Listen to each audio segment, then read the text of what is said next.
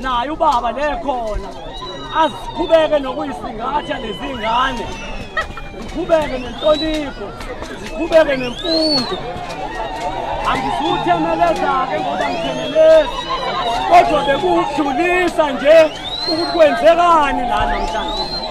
Lo okhulumayo-ke ubaba wabo labantwana omncane, inguza ngikhanyisele ngivothe umentshisi ekhaya, ubhiqabhiqa umafutha enyengelezi, isalukazi sasemkhumbane esaphasikobozile savezi abafazi baseGomora. Cha, ngoba iy'nhlelo ziningi ezikhona, ngizocela nje ukuma la bese ngithi bijana kancane. Iada Justi! Iada Justi! Iada Justi! Yakhuluma, thula, awuzwayini. Yakhuluma, thula, awuzwayini.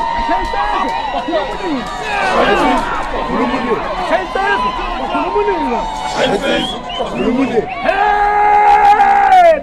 Vusu!